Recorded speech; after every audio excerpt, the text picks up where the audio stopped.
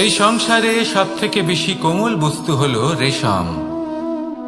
এই রেশম এতটাই কোমল হয় যে এর পুরো একটা থান শুধুমাত্র একটা হাতে ধরা সম্ভব। কখনো ভেবে দেখেছেন এই রেশম কিভাবে হয়? একটি কীট তার লালার দ্বারা উৎপন্ন হয়। এই কীট সেই রেশমকে পাক দিতে থাকে, পাক দিতেই থাকে আর আস্তে আস্তে তার মধ্যেই জড়িয়ে পড়ে। শেষে ওর এই সুন্দর অমূল্য সৃষ্টি রেশমের এই সুতো তার নির্মাণ কার্য পূর্ণ হয়, কিন্তু তাতেই ও নিজে বন্দী হয়ে যায়। নিজেরই মায়াজালের এই বন্দী গৃহে নিজেই ফেঁসে যায়। এবার এই সুতোকে ব্যবহারযোগ্য করে তোলার জন্য এই কীটগুলিকে এই কবচের সাথেই ফুটন্ত জলে ফেলে দেওয়া হয়।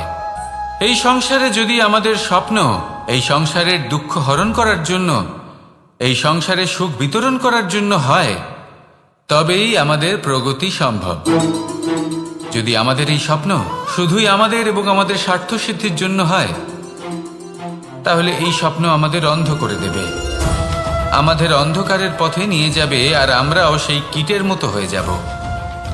নিজেদেরই মায়াজালে আমরা নিজেই ফেঁসে যাব, আর শেষে আমরা যদি কিছু লাভ করি তা হবে একাকিত্ব, অন্ধকারময় মৃত্যু।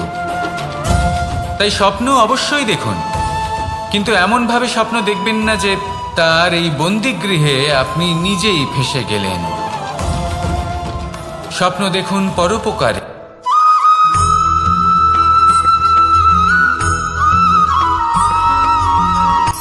শক্তি শক্তি অর্জন করা এতটা কঠিন নয় যতটা শক্তি লাভ করার পরে সেই শক্তি সামলানো কঠিন হয়। কারণ যেই মানুষ শক্তি লাভ করে তার মনে গর্ববোধ জন্মায়, জন্মায় অহংকার, জন্মায় জেদ। তাই শক্তি প্রাপ্ত করার সাথে বিনম্র থাকাও অত্যন্ত আবশ্যক। আর এটা আমাদের শেখা উচিত বৃক্ষের থেকে। বৃক্ষ যা আমাদের ফল দেয়, বৃক্ষ যা যত ফল দেয় ততটাই ঝুঁকে যায়। আমরা পাথর মারি ওই বৃক্ষের থেকে ফল প্রাপ্ত করার জন্য। সেই পাথরের মার সহ্য করেও বৃক্ষ আমাদের ফল দেয়। কোনো গর্ববোধ নেই, কোনো অহংকার বোধ নেই, আর সেই জন্য এই বৃক্ষের পুজো করা হয়। এটাই হলো মাহাত্ম্য শক্তির সাথে বিনম্রতার। যদি এই শক্তি সৃজন করে থাকে, সাহায্য করে থাকে, সম্বল হয়ে থাকে, তবেই সেই শক্তি উপযুক্ত। আর নয়তো সেই শক্তি একদিন আপনাকে আসক্ত অবশ্যই করবে। তাহলে শক্তি অবশ্যই অর্জন করুন, কিন্তু তার সাথে সেই শক্তি সামলানোর মতো বিবেকও আপনাকে অবশ্যই জাগ্রত করতে হবে। তাহলে আসুন আমার সাথে ভালোবেসে বলুন রাধা রাধা।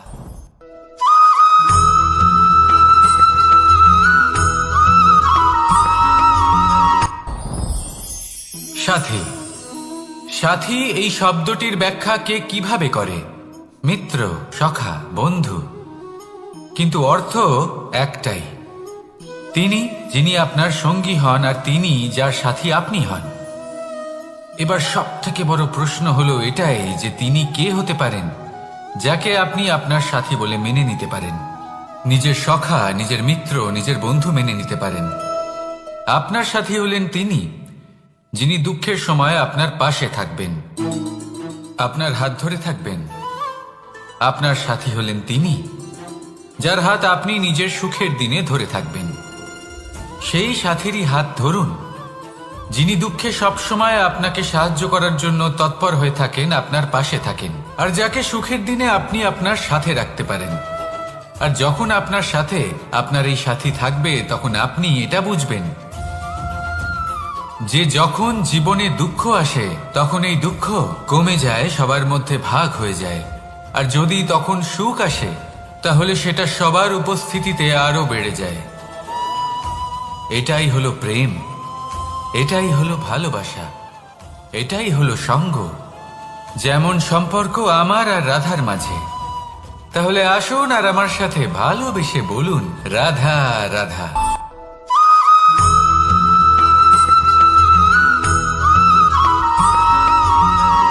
জীবন কিসের উপর নির্ভরশীল? ধনের ওপর। বৈভবের অনুভব যদি আপনি করতে চান তাহলে তা পাবেন শুধু একতার দ্বারা, সংগঠনের দ্বারা। যদি আপনাকে উদাহরণ দিই, নিজের এই হাতটাকে দেখুন, 5টা আঙুল রয়েছে।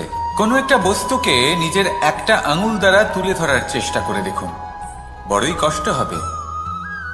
তখন আপনি বুঝতে পারবেন যখন এই 5টি আঙুল একত্রিত হয় তখন কোনো কাজ কতটা সহজ হতে পারে। এটাই হলো শক্তি একতার। সব থেকে ভালো উদাহরণ যদি আপনাকে দিই তাহলে বাঁশি। এই বাঁশি থেকে অত্যন্ত মধুর সুর নির্গত হয় যা সবার মন প্রসন্ন করে দেয়। এই কথা সত্যি, কিন্তু এই বাঁশি আমি একটা বা দুটো আঙুল দিয়ে বাজাতে পারবো না। আমাকে প্রত্যেকটা আঙুল ব্যবহার করতেই হবে, তবেই এর থেকে মধুর সুর নির্গত হবে যা সকলকে প্রসন্ন করবে, ঠিক কিনা? ঠিক এইভাবেই যদি আপনি চান যে আপনার জীবনরূপী বাঁশি থেকেও মধুর সুর নির্গত হোক বা সবার মনকে প্রসন্ন করে তুলুক, তাহলে আপনাকেও জীবনে একতা নিয়ে আসতেই হবে। আপনি একাও কর্ম করতে পারেন, পথ চলতেও পারেন, সামনেও এগোতে পারেন, সাফল্যও লাভ করতে পারেন। কিন্তু যখন সকলে একসাথে এগোবেন, সেই পথে চলবেন, সেই কর্মই করবেন, তখন লক্ষ্যে অবশ্যই পৌঁছবেন, সাফল্য অবশ্যই লাভ করবেন। কিন্তু সেই সাফল্য এবং তার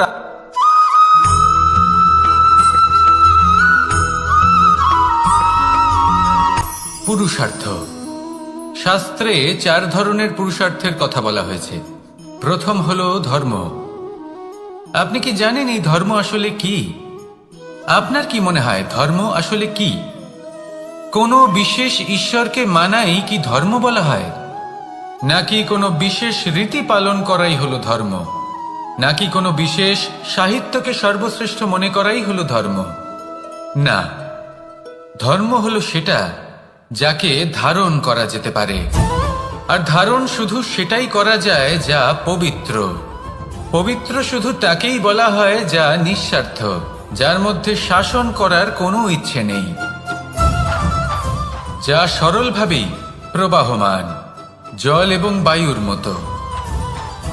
যখন কোনো ব্যক্তি ধর্মকে ধারণ করেন এবং সেই ধর্ম সেই ব্যক্তিকে রক্ষা করে, তখন তাকে ধর্ম বলা হয়।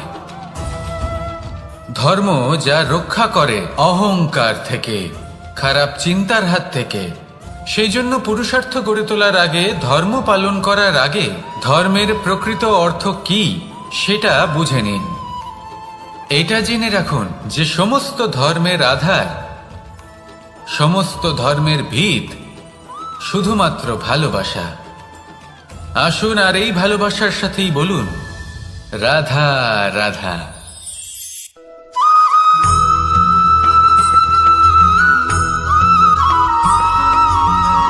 কেউ বলে জীবন খুব ক্ষণস্থায়ী, কেউ বলে জীবন হলো একটা সুন্দর স্বপ্নের মতো, আবার কেউ বলবে জীবন হলো এক কঠোর সত্য। কিন্তু জীবন আসলে কি? জীবন হলো আপনারই প্রতিবিম্ব, একটা দর্পণ। অর্থাৎ আপনি জীবনকে সেইভাবেই পাবেন যেরকম আপনি নিজেকে প্রতিপন্ন করবেন। যদি আপনি দর্পণের দিকে তাকিয়ে হাসেন, তাহলে আপনি সামনে হাসি মুখী দেখতে পাবেন। এবার যদি আপনি গম্ভীর হয়ে থাকেন, তাহলে আপনি একজন রুষ্ট ব্যক্তি দেখতে পাবেন। শেষে সবথেকে বেশি গুরুত্বপূর্ণ হলো আপনার চেষ্টা। আপনাকে সবসময় চেষ্টা করতে হবে যাতে আপনি নিজেকে প্রসন্ন এবং ইতিবাচক মনোভাবে রাখেন। এটা হলো আপনারই উত্তরদায়িত্ব, তাকে পালন করুন। এই মনকে প্রসন্ন রাখুন, এই সংসারকে সুন্দর বলে মনে হবে। আর এই মন প্রসন্ন হয়ে বলবে রাধা রাধা।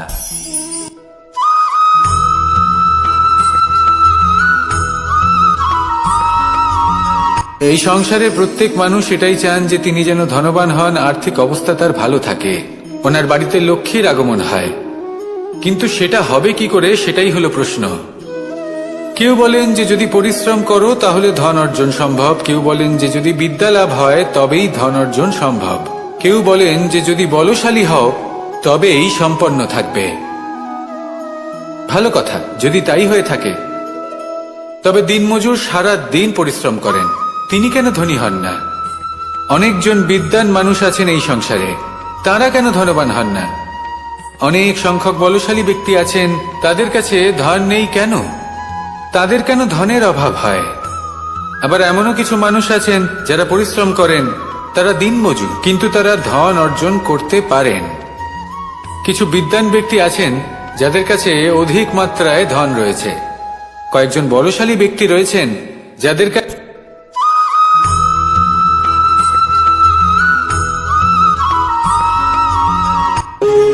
যখন মানুষের মৃত্যু হয় তখন কি হয়?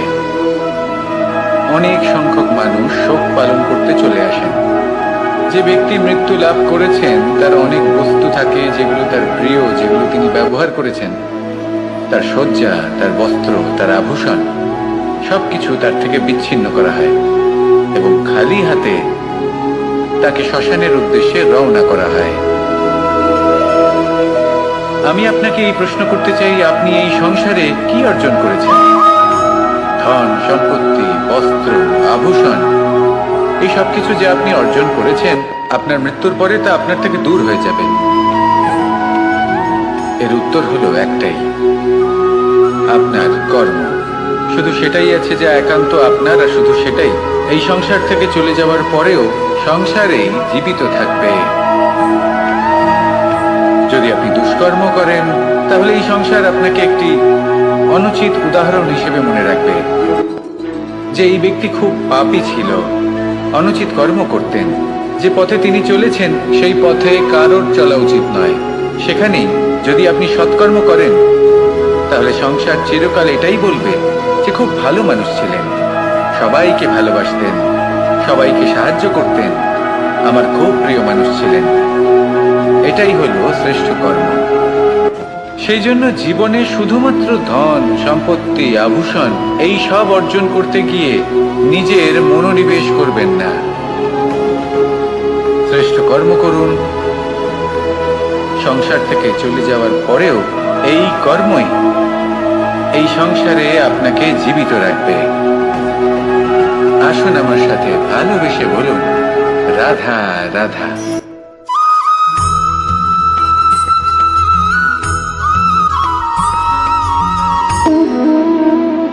সম্পর্ক হলো আমাদের জীবনের একটি আধার। কিছু সম্পর্ক এমন যে আমরা জন্মসূত্রে লাভ করি, যেমন পরিবার, মা, বাবা। কিছু সম্পর্ক আছে যে আমরা জীবনে অর্জন করে থাকি, তা সে প্রেমের হোক, স্নেহের হোক বা বন্ধুত্বের। এই সকল সম্পর্ক লাভ করার বা গড়ে তোলার 5টি ধাপ রয়েছে। প্রথম ধাপ, কোনো ব্যক্তির সাথে আলাপ হওয়া, তার সাথে কথা বলা বা তাকে দেখা। দ্বিতীয় ধাপ, সে ব্যক্তিকে আমাদের ভালো লাগা। তৃতীয় ধাপ, আমাদের এটা চাইতে শুরু করা যে জীবনে এই ব্যক্তি যেন আমাদের বন্ধু হন, আমাদের জীবনে থাকেন, বা আমাদের কাউকে ভালোবেসে ফেলা। আর এটা আমাদের ভাবা বা চাওয়া যে সেই ব্যক্তি যেন আজীবন আমার সাথে থাকেন, আমার জীবনে আমার সাথী হয়ে।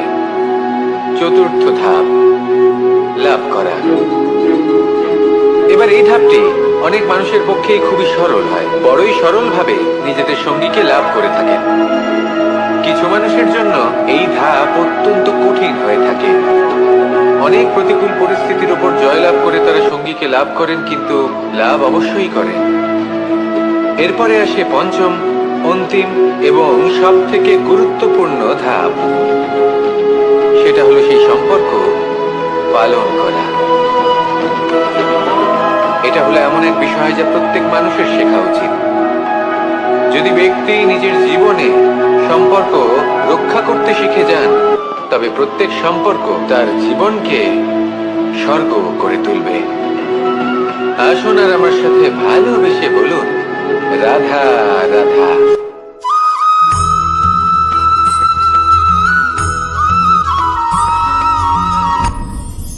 আপনি কি কখনো কোনো জলের ধারা দেখেছেন? তার সামনে যতই মাটি থাকুক না কেন, যতই কাদা থাকুক না কেন, যখন এই জলের ধারা বইতে আরম্ভ করে দেয়, তাহলে নিজের মনের, নিজের ভাবনার, নিজের জীবনের যত অনাবশ্যক তত্ত্ব আছে, অনুপযোগী অংশ রয়েছে, অর্থাৎ অপরিষ্কার অংশ রয়েছে, তা নিজে থেকেই নির্মল হয়ে উঠবে। আর যেরকম জলের ধারা কখনো থেমে থাকে না, সব সময় বয়ে চলে, সেইভাবে আপনিও কখনোই থামবেন না, সবসময় বয়ে চলুন, এগোতে থাকুন। পথে যদি অনেক বিপদ আসে, সমস্যা আসে, থামবেন না, তার উপর নিরন্তর প্রহার করুন, নিরন্তর প্রয়াস করুন আর অগ্রসর হন। আপনি ভেবে দেখুন, এই জলের ধারা কখনো থেমে থাকে না, সবসময় বয়ে চলে, বিপদের সম্মুখীন হয়ে তাকে সাথে বয়ে নিয়ে চলে। সেই জন্য জলের ধারা, প্রবাহমান এই ধারা, এর থেকে কখনো দুর্গন্ধ আসে না, এতে কখনো ময়লা জমতে পারে না, বরং পালিত হয় সুন্দর প্রাণবন্ত জীবজন্তু, যেমন সুন্দর ছোট মাছ। তাই আপনিও এটাই করুন, কখনো থামবেন না, শুধু চলতে থাকুন, জলের ধারার মতো বইতে থাকুন। আপনি আপনার লক্ষ্য অবশ্যই খুঁজে পাবেন, আর তার সাথে নিজের অন্তরের যে মালিন্য রয়েছে তা আপনি নিজেই নিজের থেকে দূরে করে দেবেন। তাহলে আসুন আর আমার সাথে ভালোবেসে বলুন, রাধা রাধা।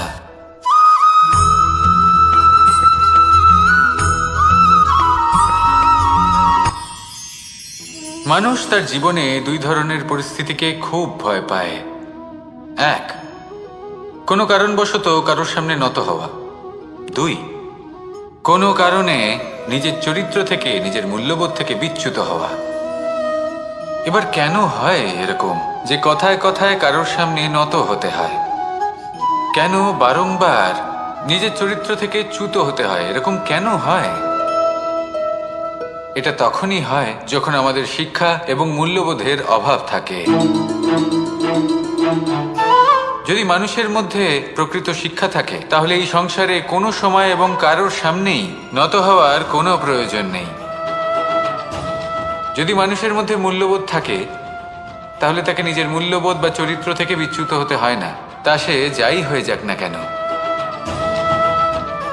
কোনো বালককে যদি জন্ম থেকেই সুশিক্ষার অধিকারী করা হয়, শিক্ষিত করা হয়, মূল্যবোধের অধিকারী করা হয়, তবে সে এই সংসারে এমন কর্ম করবে যাতে সে নিজেকে, নিজের পরিবারকে, সমগ্র সমাজকে গর্বিত করতে পারে।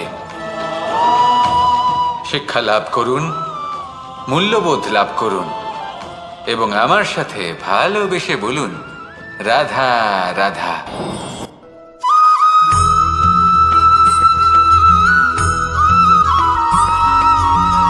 আপনি কখনো কোনো বাজকে নিজের বাসা বানাতে দেখেছেন?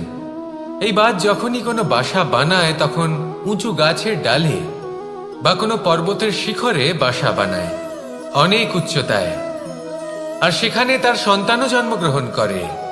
যখন এই সন্তানেরা জন্মায়, তখন এই বাজ খুবই ভালোবেসে এবং খুব সাবধানে এদের পালন পোষণ করে, নিজের ঠোঁট দিয়ে তাদের ঠোঁটে খাবার পরিবেশন করে। কিন্তু যেই সেই সন্তানেরা হৃষ্টপুষ্ট হয়ে যায় এবং সেই কথা বাজ নিজে বুঝতে পেরে যায়, সেই বাজ নিজেই সেই বাসা ছিন্ন ভিন্ন করে দেয়। সেই সন্তান যাদের সবেমাত্র ডানা গজিয়েছে, কিভাবে উঠতে হয় তারা জানে না, সেই সন্তানগুলিকে উচ্চতা থেকে ঠেলে দেয়। সেই সন্তান প্রথমে ভয়ভীত হয়ে যায়, তারা সামনে মৃত্যুকে দেখতে পেয়ে ভয়ের কারণে তাদের ডানা ঝাপটাতে থাকে, আর সেই প্রক্রিয়াতেই সেই সন্তানগুলি উড়তে শুরু করে দেয়। এবার এই ঘটনায় আমরা কি শিক্ষা পেতে পারি? এটাই, যদি আপনি মাতা পিতা হন, তাহলে নিজের সন্তানকে অবশ্যই স্নেহ করুন, কিন্তু তাদেরকে নিজের আঁচলের তলায় বেঁধে রাখবেন না। যদি আপনি চান আপনার সন্তান জীবনে উন্নতি করুক, তাহলে নিজের মুঠো থেকে তাদের স্বতন্ত্র করে দিন, এই সংসারে সংঘর্ষ করতে দিন। সেই সন্তান নিজেই বুঝতে পারবে যে জন্মের সময় পাওয়া ডানা কি করে ব্যবহার করতে হয়, আর আপনার চোখের সামনে আপনার সন্তান এই আকাশে উড়তে থাকবে। তাহলে আসুন আমার সাথে ভালোবেসে বলুন, রাধা রাধা।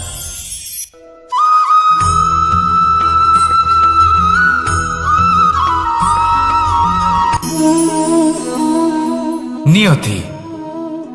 রাধা আমাকে বলে, কৃষ্ণ, যদি তুমি জানো যে নিয়তিতে কি আছে, তাহলে তাকে বদলে দাও না কেন?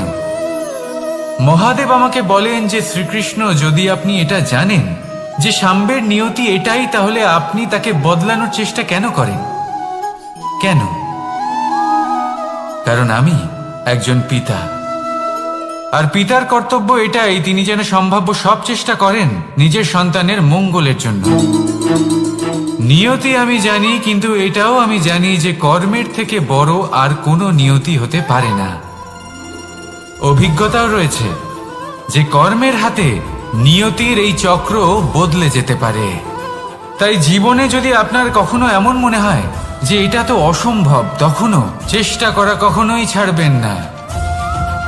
কে বলতে পারে আপনারই কর্মের কোনো এক বীজ হয়তো নিয়তির চাকায় আটকে গেল, আর নিয়তিকে নিজের পথ পাল্টাতে হলো, ঠিক কি না? সেই জন্য নিয়তিকে ভাগ্য মেনে নিয়ে চুপ করে বসে থাকবেন না। নিজের নিয়তি স্বয়ং নিজের কর্মের দ্বারা নির্ধারিত করুন, কারণ আপনার এই কর্মের ওপরেই আপনার অধিকার রয়েছে। আর এই অধিকারকে নিয়তি অনেক সময় সম্মানও করে। তাহলে আসুন আর আমার সাথে ভালোবেসে বলুন, রাধা রাধা।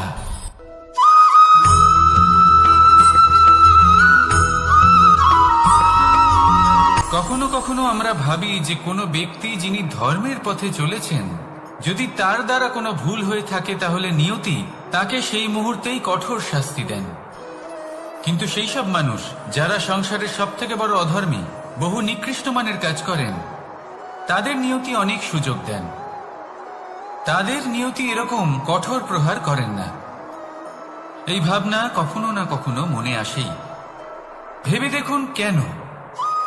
আসলে জীবনকে বেশিরভাগ মানুষ একভাবেই দেখে থাকেন, বিভিন্ন স্তরে একে দেখা উচিত। এবার আপনি বলুন, এই সংসারে কোনো অধর্মী কখনো প্রেরণার উৎস হতে পারেন? কখনোই নয়। যে মানুষ নিজের আত্মাকে মলিন করে ফেলেছেন, তিনি এই সংসারকে কিভাবে প্রেরণা যোগাবেন? উনি নিজেই বুঝতে পারেন না কোনটা করা উচিত, ধর্ম কোনটা। তাই নিয়তি তাকে একটা সুযোগ দেন, এটা বোঝার সুযোগ দেন যে কোনটা উচিত, কোনটা ধর্ম। সুযোগ দেন নিজের বিবেক জাগিয়ে তোলার, তাকে সুযোগ দেন নিজের অন্তরাত্মার ডাক শোনার। যখন তাতেও কাজ হয় না, তখন নিয়তির কাছে একটাই পথ বাকি থাকে, আর তা হল মহাবিনাশ। মহাবিনাশ হয়তো দেরিতেই আসতে পারে, কিন্তু তা অবশ্যই আসবে। আর যখন মহাবিনাশ আসে, তখন মহাবিনাশের যন্ত্রণা সমগ্র মানব জীবনের যন্ত্রণার থেকে অনেক বেশি হয়। এই কথাটা সবসময় মনে রাখবেন। আর অন্যদিকে যে মানুষ ধর্মের পথে চলছেন, তার দ্বারা যদি কোনো ভুল হয়ে থাকে, তখন নিয়তি তার পরীক্ষা নেন। কিছুক্ষণের জন্য মানুষের মনে হতে পারে নিয়তি তাকে কঠোর শাস্তি দিয়েছেন।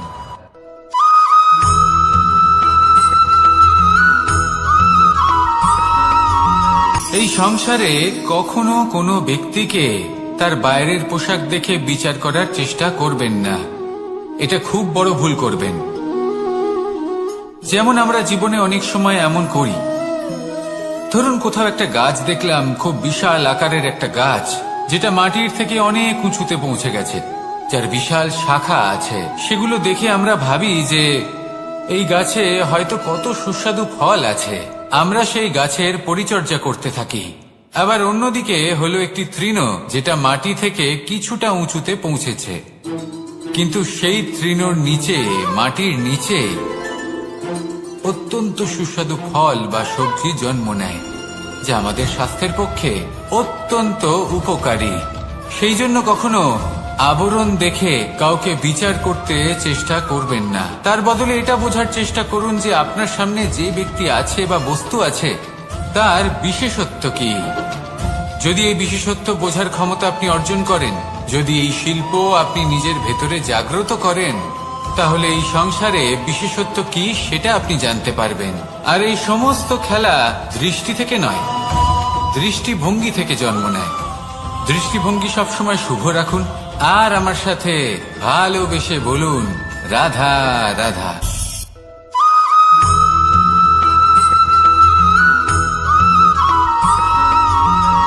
পুরুষার্থ। শাস্ত্রে 4 ধরনের পুরুষার্থের কথা বলা হয়েছে। প্রথম হলো ধর্ম, আপনি কি জানেন এই ধর্ম আসলে কি? আপনার কি মনে হয় ধর্ম আসলে কি? কোনো বিশেষ ঈশ্বরকে মানাই কি ধর্ম বলা হয়? নাকি কোনো বিশেষ রীতি পালন করাই হলো ধর্ম? নাকি কোনো বিশেষ সাহিত্যকে সর্বশ্রেষ্ঠ মনে করাই হলো ধর্ম? না, ধর্ম হলো সেটা যাকে ধারণ করা যেতে পারে। আর ধারণ শুধু সেটাই করা যায় যা পবিত্র। পবিত্র শুধু তাকেই বলা হয় যা নিঃস্বার্থ, যার মধ্যে শাসন করার কোনো ইচ্ছে নেই, যা সরলভাবেই প্রবাহমান, জল এবং বায়ুর মতো। যখন কোনো ব্যক্তি ধর্মকে ধারণ করেন এবং সেই ধর্ম সেই ব্যক্তিকে রক্ষা করে, তখন তাকে ধর্ম বলা হয়। ধর্ম যা রক্ষা করে অহংকার থেকে, খারাপ চিন্তার হাত থেকে। সেই জন্য পুরুষার্থ গড়ে তোলার আগে, ধর্ম পালন করার আগে ধর্মের প্রকৃত অর্থ কি সেটা বুঝে নিন। এটা জেনে রাখুন যে সমস্ত ধর্মের আধার, সমস্ত ধর্মের ভিত শুধুমাত্র ভালোবাসা। আসুন আর এই ভালোবাসার সাথেই বলুন রাধা রাধা।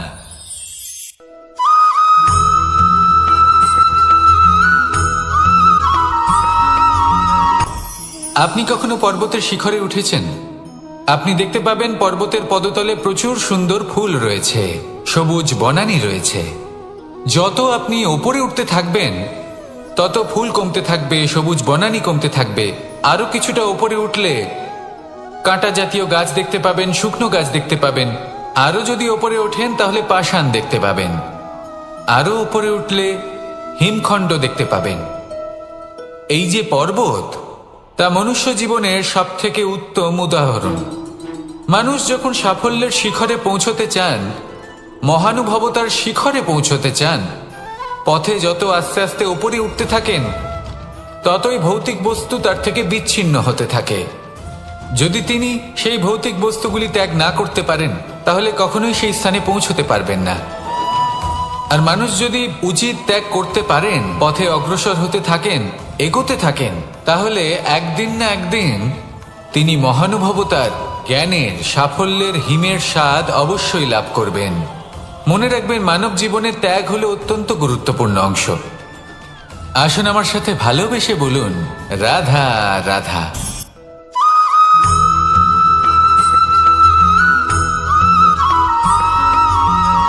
কেউ বলে জীবন খুব ক্ষণস্থায়ী, কেউ বলে জীবন হলো একটা সুন্দর স্বপ্নের মতো, আবার কেউ বলবে জীবন হলো এক কঠোর সত্য।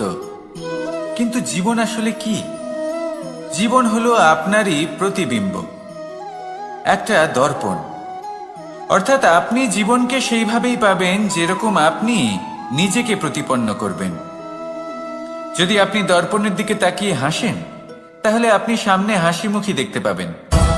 এবার যদি আপনি গম্ভীর হয়ে থাকেন, তাহলে আপনি একজন রুষ্ট ব্যক্তি দেখতে পাবেন। শেষে সবথেকে বেশি গুরুত্বপূর্ণ হলো আপনার চেষ্টা। আপনাকে সবসময় চেষ্টা করতে হবে যাতে আপনি নিজেকে প্রসন্ন এবং ইতিবাচক মনোভাবে রাখেন। এটা হলো আপনারই উত্তরদায়িত্ব, তাকে পালন করুন। এই মনকে প্রসন্ন রাখুন, এই সংসারকে সুন্দর বলে মনে হবে। আর এই মন প্রসন্ন হয়ে বলবে রাধা রাধা।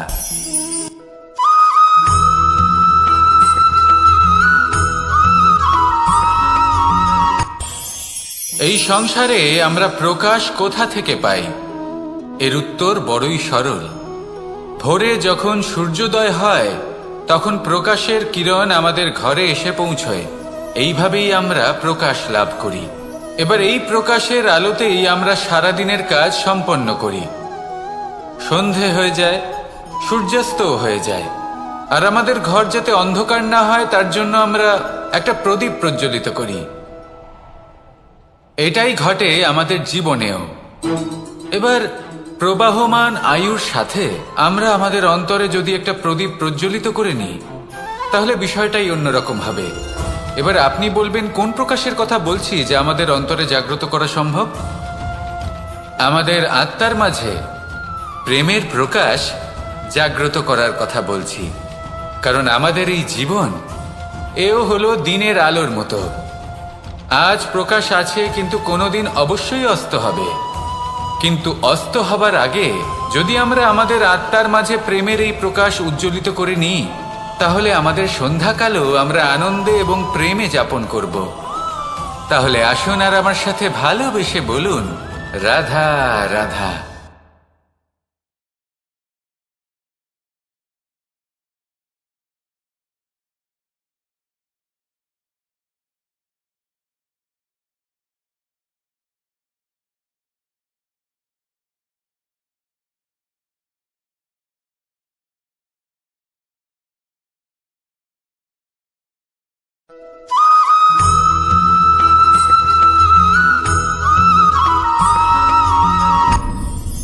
আপনি কি কখনো কোনো জলের ধারা দেখেছেন?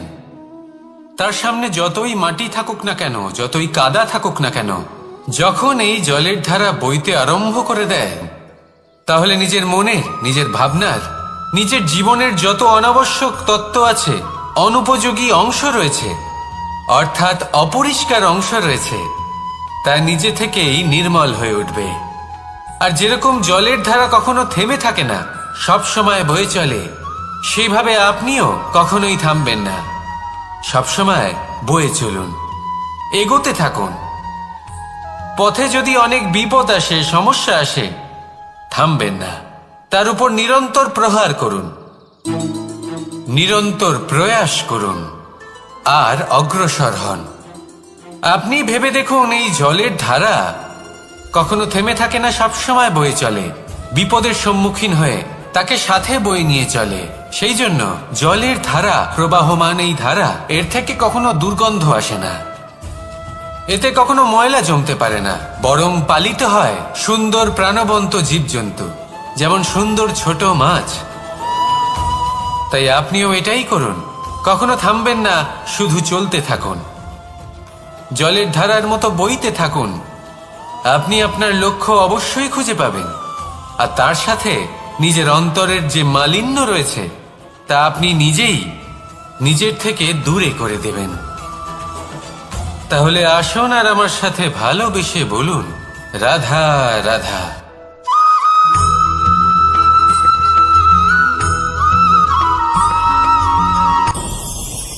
ভয়ের সাথে আমরা সবাই পরিচিত, কষ্টও আমরা সবাই পেয়েছি।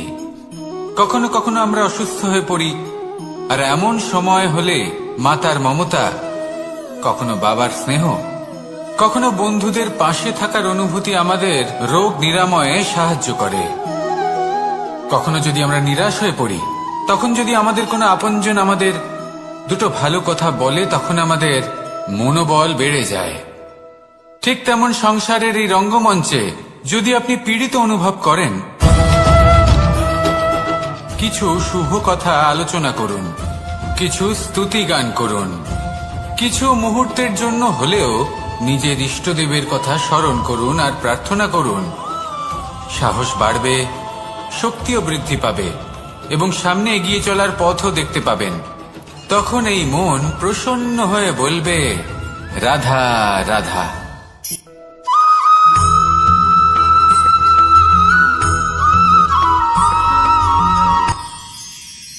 মানুষ তার জীবনে দুই ধরনের পরিস্থিতিকে খুব ভয় পায়।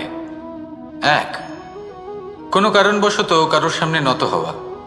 দুই, কোনো কারণে নিজের চরিত্র থেকে, নিজের মূল্যবোধ থেকে বিচ্যুত হওয়া। এবার কেন হয় এরকম যে কথায় কথায় কারোর সামনে নত হতে হয়? কেন বারংবার নিজের চরিত্র থেকে চ্যুত হতে হয়? এরকম কেন হয়? এটা তখনই হয় যখন আমাদের শিক্ষা এবং মূল্যবোধের অভাব থাকে। যদি মানুষের মধ্যে প্রকৃত শিক্ষা থাকে, তাহলে এই সংসারে কোনো সময় এবং কারোর সামনেই নত হওয়ার কোনো প্রয়োজন নেই। যদি মানুষের মধ্যে মূল্যবোধ থাকে, তাহলে তাকে নিজের মূল্যবোধ বা চরিত্র থেকে বিচ্যুত হতে হয় না, তা সে যাই হয়ে যাক না কেন। কোনো বালককে যদি জন্ম থেকেই সুশিক্ষার অধিকারী করা হয়, শিক্ষিত করা হয়, মূল্যবোধের অধিকারী করা হয়, তবে সে এই সংসারে এমন কর্ম করবে যাতে সে নিজেকে, নিজের পরিবারকে, সমগ্র সমাজকে গর্বিত করতে পারে। শিক্ষা লাভ করুন, মূল্যবোধ লাভ করুন এবং আমার সাথে ভালোবেসে বলুন, রাধা রাধা।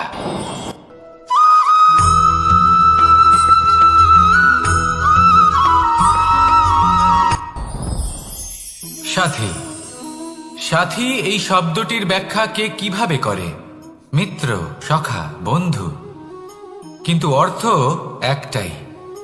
তিনি যিনি আপনার সঙ্গী হন আর তিনি যার সাথী আপনি হন। এবার সব থেকে বড় প্রশ্ন হলো এটাই যে তিনি কে হতে পারেন যাকে আপনি আপনার সাথী বলে মেনে নিতে পারেন, নিজের সখা, নিজের মিত্র, নিজের বন্ধু মেনে নিতে পারেন। আপনার সাথী হলেন তিনি যিনি দুঃখের সময় আপনার পাশে থাকবেন, আপনার হাত ধরে থাকবেন। আপনার সাথী হলেন তিনি যার হাত আপনি নিজের সুখের দিনে ধরে থাকবেন।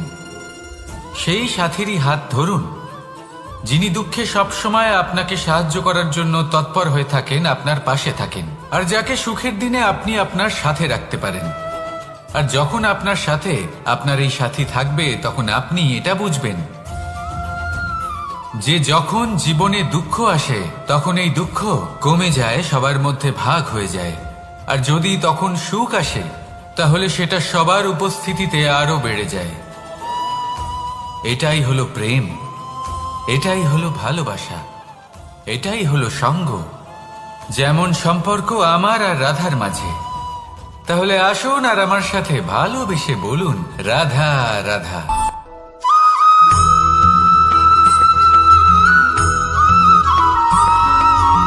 কখনো কখনো আমরা ভাবি যে কোনো ব্যক্তি যিনি ধর্মের পথে চলেছেন, যদি তার দ্বারা কোনো ভুল হয়ে থাকে তাহলে নিয়তি তাকে সেই মুহূর্তেই কঠোর শাস্তি দেন। কিন্তু সেই সব মানুষ যারা সংসারের সব থেকে বড় অধর্মী, বহু নিকৃষ্ট মানের কাজ করেন, তাদের নিয়তি অনেক সুযোগ দেন। তাদের নিয়তি এরকম কঠোর প্রহার করেন না। এই ভাবনা কখনো না কখনো মনে আসেই। ভেবে দেখুন কেন? আসলে জীবনকে বেশিরভাগ মানুষ একভাবেই দেখে থাকেন, বিভিন্ন স্তরে একে দেখা উচিত। এবার আপনি বলুন, এই সংসারে কোনো অধর্মী কখনো প্রেরণার উৎস হতে পারেন? কখনোই নয়। যে মানুষ নিজের আত্মাকে মলিন করে ফেলেছেন তিনি এই সংসারকে কিভাবে প্রেরণা যোগাবেন? উনি নিজেই বুঝতে পারেন না কোনটা করা উচিত, ধর্ম কোনটা। তাই নিয়তি তাকে একটা সুযোগ দেন, এটা বোঝার সুযোগ দেন যে কোনটা উচিত, কোনটা ধর্ম। সুযোগ দেন নিজের বিবেক জাগিয়ে তোলার, তাকে সুযোগ দেন নিজের অন্তরাত্মার ডাক শোনার। যখন তাতেও কাজ হয় না তখন নিয়তির কাছে একটাই পথ বাকি থাকে, আর তা হল মহাবিনাশ। মহাবিনাশ হয়তো দেরিতেই আসতে পারে, কিন্তু তা অবশ্যই আসবে। আর যখন মহাবিনাশ আসে তখন মহাবিনাশের যন্ত্রণা সমগ্র মানব জীবনের যন্ত্রণার থেকে অনেক বেশি হয়। এই কথাটা সবসময় মনে রাখবেন। আর অন্যদিকে যে মানুষ ধর্মের পথে চলছেন তার দ্বারা যদি কোনো ভুল হয়ে থাকে তখন নিয়তি তার পরীক্ষা নেন। কিছুক্ষণের জন্য মানুষের মনে হতে পারে নিয়তি তাকে কঠোর শাস্তি দিয়েছেন,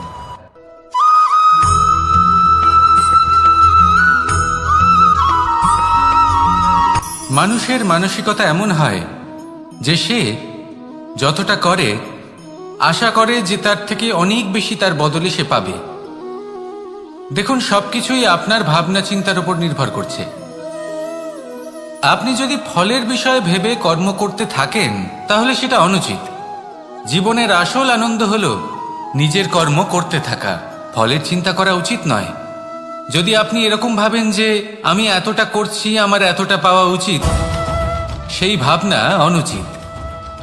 যদি আপনি সেবার মানসিকতা নিয়ে কর্ম করতে থাকেন, কর্মচক্রে প্রবাহিত হন, যদি আপনি এমন ভাবনা রাখেন যে আমি এতটা পাচ্ছি তাই এর থেকে অনেক বেশি আমি কর্ম করব, তাহলে নিশ্চিত রূপে আপনি যতটা করছেন তার থেকে অনেক বেশি আপনি পাবেন, আপনার আশার থেকে অনেক বেশি আপনি পাবেন।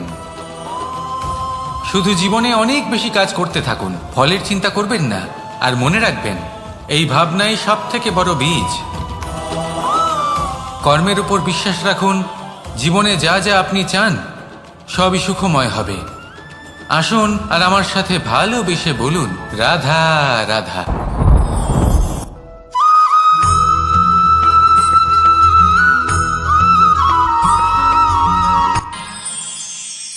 আমরা সবাই সূর্যকে সম্মান কেন করি? কারণ আমরা জানি যে সন্ধেবেলা যখন সূর্যাস্ত হবে তখন শুধুমাত্র অন্ধকার বাকি থাকবে।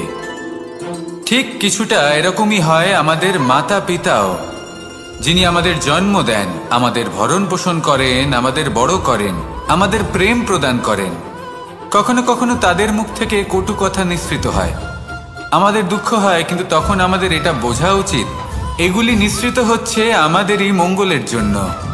যেমন সূর্যদেব, উনিও উত্তাপ দিয়ে থাকেন আমাদেরই মঙ্গলের জন্য, যাতে ফসল পাকতে পারে, যাতে জল বাষ্প হয়ে মেঘ হতে পারে, বৃষ্টি হতে পারে, আর এই সংসারে নিরন্তর জলের প্রবাহ থাকে। আমাদের মাতা পিতা, তাদের কঠোর আচরণ, তাদের কঠোর অনুশাসনের পেছনে লুকিয়ে থাকে ওনাদের ভালোবাসা। আমাদের তা বুঝতে হবে, সসম্মানে ওনাদের গ্রহণ করতে হবে। কারণ ঠিক সূর্যাস্তের পরে যেমন চতুর্দিক অন্ধকারচ্ছন্ন হয়ে যায়, তেমনি আমাদের জীবন থেকে যখন আমাদের মাতা পিতা চলে যায় তখন আমাদের জীবনেও শুধু এবং শুধুমাত্র অন্ধকারই ছেয়ে থাকে। সেই জন্য নিজের মাতা পিতাকে সম্মান করুন, ওনাদের ভালোবাসা প্রদান করুন। এই মন আর এই জীবন প্রসন্ন হয়ে বলবে, রাধা রাধা।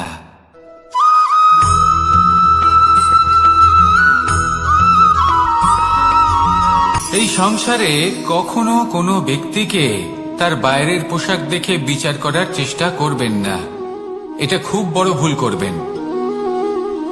যেমন আমরা জীবনে অনেক সময় এমন করি, ধরুন কোথাও একটা গাছ দেখলাম, খুব বিশাল আকারের একটা গাছ, যেটা মাটির থেকে অনেক উঁচুতে পৌঁছে গেছে, যার বিশাল শাখা আছে। সেগুলো দেখে আমরা ভাবি যে এই গাছে হয়তো কত সুস্বাদু ফল আছে, আমরা সেই গাছের পরিচর্যা করতে থাকি।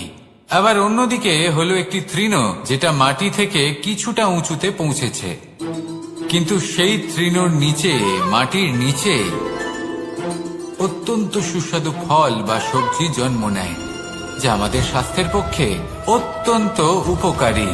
সেই জন্য কখনো আবরণ দেখে কাউকে বিচার করতে চেষ্টা করবেন না, তার বদলে এটা বোঝার চেষ্টা করুন যে আপনার সামনে যে ব্যক্তি আছে বা বস্তু আছে তার বিশেষত্ব কি। যদি এই বিশেষত্ব বোঝার ক্ষমতা আপনি অর্জন করেন, যদি এই শিল্প আপনি নিজের ভেতরে জাগ্রত করেন, তাহলে এই সংসারে বিশেষত্ব কি সেটা আপনি জানতে পারবেন। আর এই সমস্ত খেলা দৃষ্টি থেকে নয়, দৃষ্টিভঙ্গি থেকে জন্ম নেয়। দৃষ্টিভঙ্গি সবসময় শুভ রাখুন আর আমার সাথে ভালোবেসে বলুন, রাধা রাধা।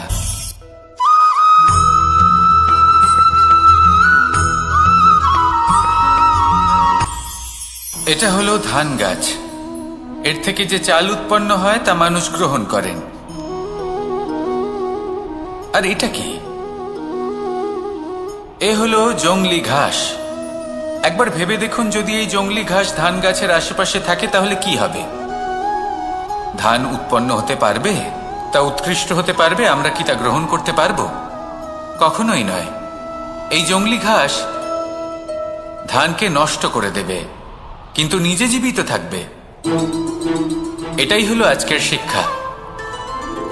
এই সংসারে যদি আপনি নীতির পথে চলতে চান, উচিত কর্ম করতে চান, সংসারকে সেবা করতে চান, তাহলে জংলি ঘাসের মতো ব্যক্তিদের থেকে সবসময় দূরে থাকতে হবে। সেই ব্যক্তি যারা দুর্নীতি এবং মিথ্যা দ্বারা পরিপূর্ণ, যাদের ব্যবহার অশুভ, যাদের অনেক অশুভ গুণ রয়েছে, তারা সঠিক নয়। সেই সকল ব্যক্তি যাদের চরিত্র অত্যন্ত দুষ্ট হয়, তারা হয় শুভ চরিত্রের ব্যক্তিকে একদম নষ্ট করে দেয়, নয় নিজের মতো বানিয়ে তোলে। তাই যদি আপনি নীতির পথে চলতে চান, এই সংসারের জন্য শুভ কর্ম করতে চান, তাহলে সেই সঙ্গ লাভ করুন যে সঙ্গ জ্ঞানে পরিপূর্ণ, যাদের মধ্যে অনেক গুণ আছে, যাদের থেকে প্রতিদিন কিছু শিখতে পারবেন। এমন ব্যক্তির সাথে জীবন অতিবাহিত করুন, দুরাচারীদের থেকে দূরে থাকুন। তবেই এই মন প্রসন্ন হয়ে বলবে, রাধা রাধা।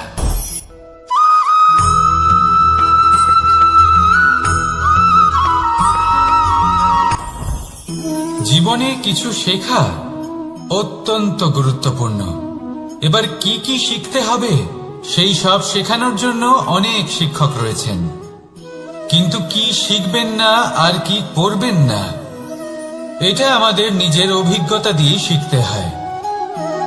কিন্তু তার মানে এটা নয় যে যদি আপনাকে শিখতে হয় যে আগুনের তাপ কতটা, আপনাকে আগুনের মধ্যে হাত দিতে হবে।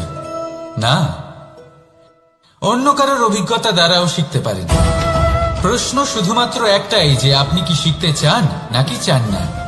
যদি আপনি এটাই ভাবেন যে আমি শুধুই নিজের অভিজ্ঞতা দ্বারাই শিখতে চাই, তাহলে জীবনকাল ছোট মনে হবে, অনেক কিছুই শিখতে পারবেন না। তাই নিজের সাথে সাথে বড়দের অভিজ্ঞতার দ্বারাও শেখা শুরু করে দিন। এই সংসারের অভিজ্ঞতা দ্বারা শিখতে শুরু করে দিন।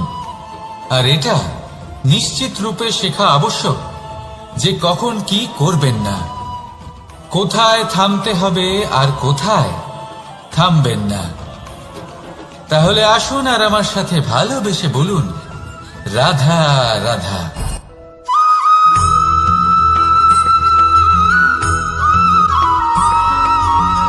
এই সংসারে সবথেকে বেশি কোমল বস্তু হলো রেশম। এই রেশম এতটাই কোমল হয় যে এর পুরো একটা থান শুধুমাত্র একটা হাতে ধরা সম্ভব। কখনো ভেবে দেখেছেন এই রেশম কিভাবে হয়? একটি কীট তার লালার দ্বারা উৎপন্ন হয়। এই কীট সেই রেশমকে পাক দিতে থাকে, পাক দিতেই থাকে আর আস্তে আস্তে তার মধ্যেই জড়িয়ে পড়ে। শেষে ওর এই সুন্দর অমূল্য সৃষ্টি রেশমের এই সুতো তার নির্মাণ কার্য পূর্ণ হয়, কিন্তু তাতেই ও নিজে বন্দী হয়ে যায়। নিজেরই মায়াজালের এই বন্দী গৃহে নিজেই ফেঁসে যায়। এবার এই সুতোকে ব্যবহারযোগ্য করে তোলার জন্য এই কীটগুলিকে এই কবচের সাথেই ফুটন্ত জলে ফেলে দেওয়া হয়। এই সংসারে যদি আমাদের স্বপ্ন এই সংসারের দুঃখ হরণ করার জন্য, এই সংসারে সুখ বিতরণ করার জন্য হয়, তবেই আমাদের প্রগতি সম্ভব। যদি আমাদের এই স্বপ্ন শুধুই আমাদের এবং আমাদের স্বার্থ সিদ্ধির জন্য হয়, তাহলে এই স্বপ্ন আমাদের অন্ধ করে দেবে, আমাদের অন্ধকারের পথে নিয়ে যাবে, আর আমরাও সেই কীটের মতো হয়ে যাব। নিজেদেরই মায়াজালে আমরা নিজেই ফেঁসে যাব, আর শেষে আমরা যদি কিছু লাভ করি তা হবে একাকিত্ব, অন্ধকারময় মৃত্যু। তাই স্বপ্ন অবশ্যই দেখুন, কিন্তু এমনভাবে স্বপ্ন দেখবেন না যে তার এই বন্দিগৃহে আপনি নিজেই ফেঁসে গেলেন। স্বপ্ন দেখুন পরোপকারে।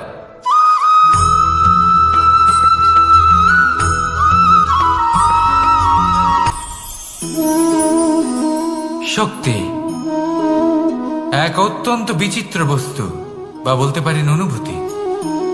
পিতা সবসময় চান যেন তিনি তার শক্তি পুত্রকে। আসুন আপনাকে সহজে বোঝাই।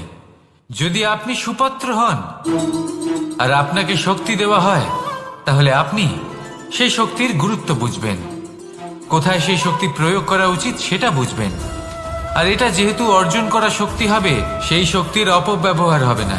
কিন্তু যদি এই আপনি কুপাত্র হন আর যদি আপনাকে এই শক্তি দেওয়া হয়, তাহলে কি হবে? দেখতে গেলে এই শক্তি আপনি দান হিসেবে পেয়েছেন, তাই না আপনি এই শক্তির গুরুত্ব বুঝবেন আর না এর প্রয়োগ আপনি জানবেন। তার অপব্যবহার হওয়া সুনিশ্চিত। তাই যদি আপনি কোনো শক্তি অর্জন করতে চান, তাহলে আগে তার যোগ্য হয়ে উঠুন, পুত্র নয় পাত্র হয়ে উঠুন। আর আমার সাথে ভালোবেসে বলুন রাধা রাধা।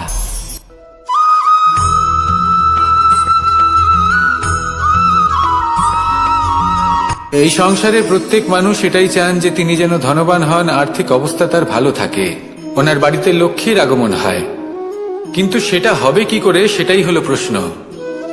কেউ বলেন যে যদি পরিশ্রম করো তাহলে ধন অর্জন সম্ভব, কেউ বলেন যে যদি বিদ্যা লাভ হয় তবেই ধন অর্জন সম্ভব, কেউ বলেন যে যদি বলশালী হও তবেই সম্পন্ন থাকবে।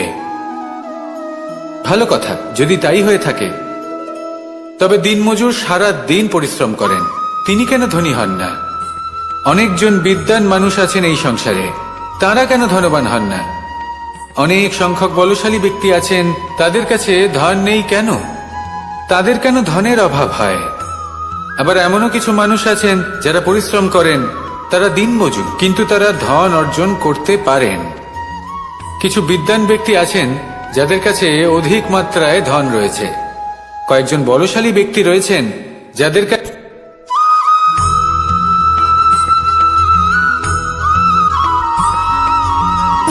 সুখ, দুঃখ এবং শক্তি, এই তিন হলো এই সংসারের ত্রিদেবের মতো। আমাদের জীবনে যা কিছু ঘটছে এই তিনটির ভিত্তির উপরেই হচ্ছে। আসলে এই সংসারের একটা নিয়ম আছে, যখনই আপনি কিছু লাভ করেন এই সংসার আপনার পরীক্ষা নেয়। এটা জানার জন্য আপনার পরীক্ষা নেয় যে আপনি যা কিছুই লাভ করেছেন আপনি কি আদৌ সেটার যোগ্য কিনা। ঠিক সেইভাবেই এই সুখ, দুঃখ এবং শক্তি আপনার পরীক্ষা নিয়ে থাকে। যখন সুখ আসে তখন সে আপনার পরীক্ষা নেয় যে আপনার মধ্যে অহংবোধ জাগ্রত হয়নি তো। যদি অহংবোধ চলে আসে তাহলে সুখ সেখানেই সঙ্গ ত্যাগ করে।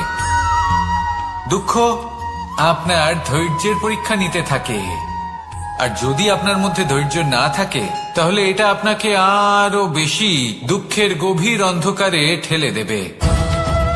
সেখানে শক্তি পরীক্ষা নেয় আপনার বিনম্রতার। যদি আপনি বিনম্র না হন তাহলে হয় এই শক্তি আপনার সঙ্গ ত্যাগ করবে, নয় এই শক্তি বিনম্রতার অভাবে আপনার পতনের কারণ হতে পারে। এই সংসারে যে কোনো ব্যক্তি যিনি এই পরীক্ষায় উত্তীর্ণ হয়ে থাকেন এই জীবনে তিনি সাফল্য লাভ করেন। আসুন আমার সাথে ভালোবেসে বলুন, রাধা রাধা।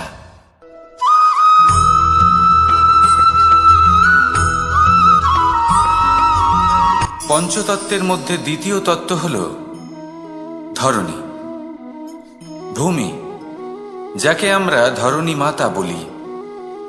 এই ধরণী ধৈর্য ধারণ করে, আর এর ওপরেই আমাদের সমগ্র সংসার নির্ভরশীল। কারণ এই ভূমি সহ্য ক্ষমতা রাখে, এর সহ্য ক্ষমতা হল অপরিসীম। সন্তান যতই আঘাত প্রদান করুক না কেন প্রেম পূর্বক সহ্য করে, আর তার বদলে অমূল্য রত্ন প্রদান করে। সন্তান যদি হাল চালায় তাহলে তার বদলে তাকে অন্ন প্রদান করে। এটাই হলো ধরণী। এবার এর থেকে আমরা কি শিক্ষা পেতে পারি? এটাই যে কারোর জন্য কিছু করা বা কাউকে কিছু দেওয়া মনে কোনো কামনা ছাড়াই। আর এই কথাটা বুঝে যান, যদি কারোর জন্য কামনা না রেখে বা কোনো পাওয়ার আশা না রেখে কারোর জন্য কিছু করেন বা কারোকে কিছু দেন, যদি এটা আপনি শিখতে পারেন তবে আপনি ভালোবাসতে শিখে গেছেন। আর সেই জন্যই এই ধরিত্রীকে মাতা বলা হয়। কারণ মাতা শুধু উনি নন যিনি গর্ভে সন্তানকে ধারণ করেন, মাতা তো উনিও যিনি জীবন বাঁচতে শেখান, যিনি জীবন বাঁচার উদাহরণ প্রদান করেন।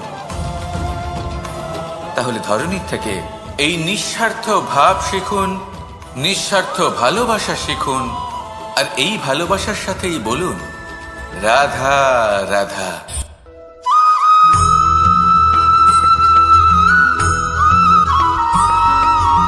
মানুষ জন্মগ্রহণ করে, তার সাথে ভয়েরও জন্ম হয়। ছোটবেলা থেকেই আমাদের মনে কোনো না কোনো প্রকারের ভয় থেকেই যায়।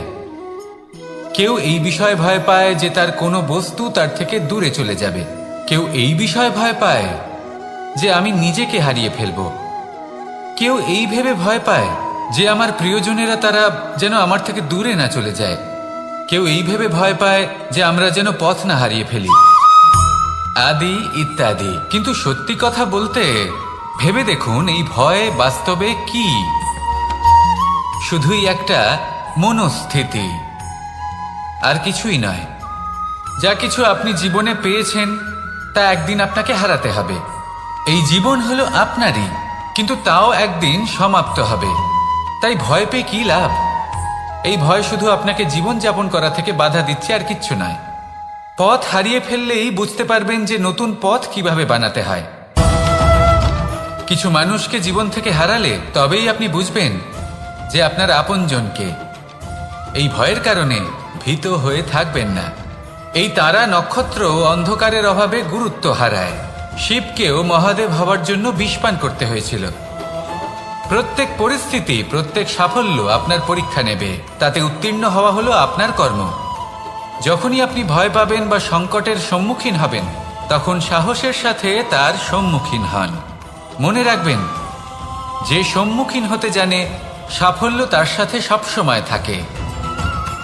আসুন আর আমার সাথে ভালোবেসে বলুন, রাধা রাধা।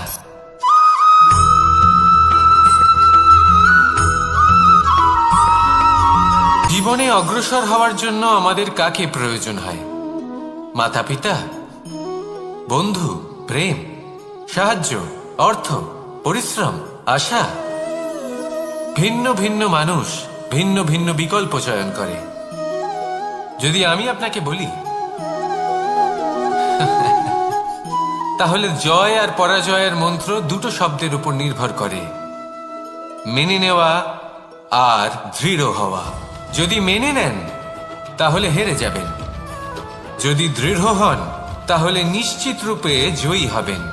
যদি কখনো আপনি ক্লান্ত হয়ে ওঠেন, আপনি দুঃখী হন, পুরোপুরি ভেঙে পড়েছেন, তখন মেনে নেবেন না যে আপনি ভেঙে পড়েছেন, নয়তো হেরে যাবেন। তখন উল্টে স্থির করবেন যে যাই হয়ে যাক না কেন, আমি জয়ী হবই।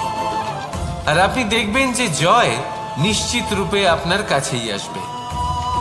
তাহলে এই কথা মনে রাখবেন আর আমার সাথে ভালোবেসে বলবেন, রাধা রাধা।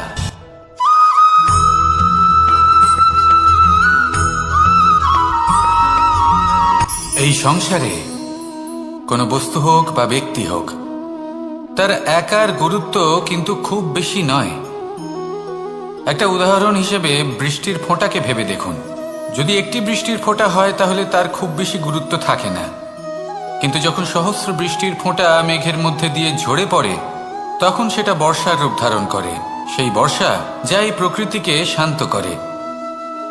সেইভাবেই পাথরের ছোট টুকরো, তার খুব বেশি গুরুত্ব থাকে না, কিন্তু যখন অসংখ্য পাথরের টুকরো একত্রিত হয় তখন তা পর্বতের আকার ধারণ করে।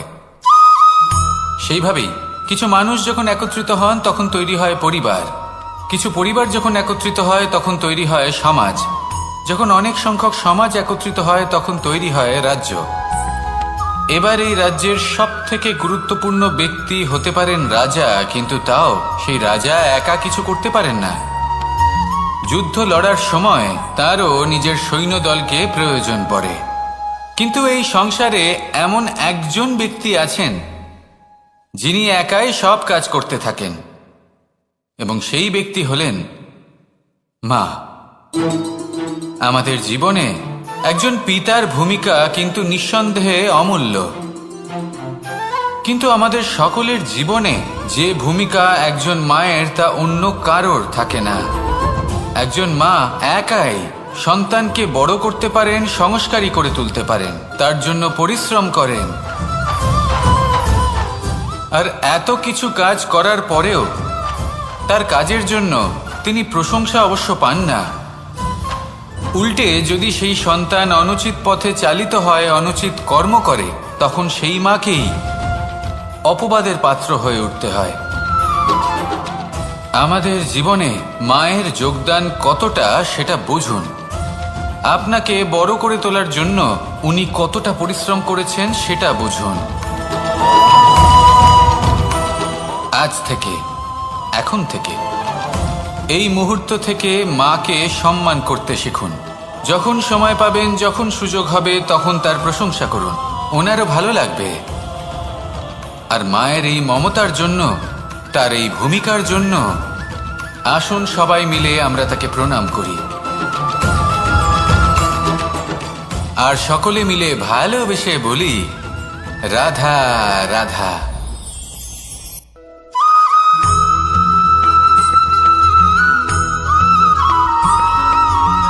এই সংসারের সব থেকে গুরুত্বপূর্ণ তত্ত্ব কোনটা? প্রথম হলো সময়। জন্ম থেকে মৃত্যু পর্যন্ত এই যে সময়, এটাই তো হলো জীবন। দ্বিতীয় হলো জীবন, যাতে আমরা সময়ের সদ্ব্যবহার করি, শ্রেষ্ঠ থেকে শ্রেষ্ঠতর কাজ করার চেষ্টা করি। বহু বছরের এই পরম্পরা, এই সংস্কৃতিকে এগিয়ে নিয়ে যাওয়ার চেষ্টা করি। এই সংসারে আমরা অংশগ্রহণ করতে চেষ্টা করি।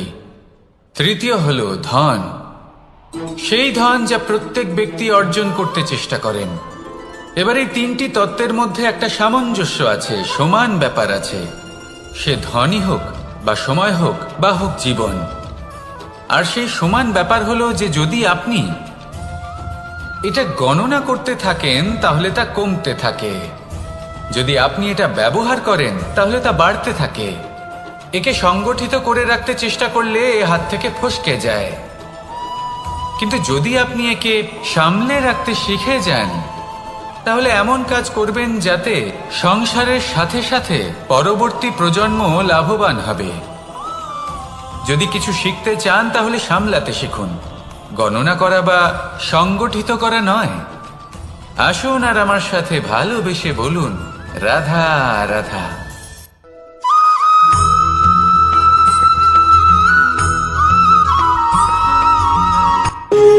যখন মানুষের মৃত্যু হয় তখন কি হয়? অনেক সংখ্যক মানুষ শোক পালন করতে চলে আসেন। যে ব্যক্তি মৃত্যু লাভ করেছেন তার অনেক বস্তু থাকে যেগুলো তার প্রিয়, যেগুলো তিনি ব্যবহার করেছেন।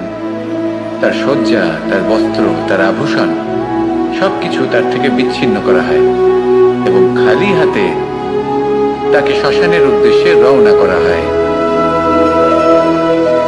আমি আপনাকে এই প্রশ্ন করতে চাই, আপনি এই সংসারে কি অর্জন করেছেন? ধন, সম্পত্তি, বস্ত্র, আভূষণ, এই সব কিছু যে আপনি অর্জন করেছেন, আপনার মৃত্যুর পরে তা আপনার থেকে দূর হয়ে যাবে। এর উত্তর হলো একটাই, আপনার কর্ম। শুধু সেটাই আছে যা একান্ত আপনার, আর শুধু সেটাই এই সংসার থেকে চলে যাওয়ার পরেও সংসারেই জীবিত থাকবে। যদি আপনি দুষ্কর্ম করেন তাহলে এই সংসার আপনাকে একটি অনুচিত উদাহরণ হিসেবে মনে রাখবে যে এই ব্যক্তি খুব পাপী ছিল, অনুচিত কর্ম করতেন। যে পথে তিনি চলেছেন সেই পথে কারোর চলা উচিত নয়। সেখানেই যদি আপনি সৎকর্ম করেন তাহলে সংসার চিরকাল এটাই বলবে যে খুব ভালো মানুষ ছিলেন, সবাইকে ভালোবাসতেন, সবাইকে সাহায্য করতেন, আমার খুব প্রিয় মানুষ ছিলেন। এটাই হলো শ্রেষ্ঠ কর্ম। সেই জন্য জীবনে শুধুমাত্র ধন, সম্পত্তি, আভূষণ এই সব অর্জন করতে গিয়ে নিজের মনোনিবেশ করবেন না। শ্রেষ্ঠ কর্ম করুন। সংসার থেকে চলে যাওয়ার পরেও এই কর্মই এই সংসারে আপনাকে জীবিত রাখবে। আসুন আমার সাথে ভালোবেসে বলুন, রাধা রাধা।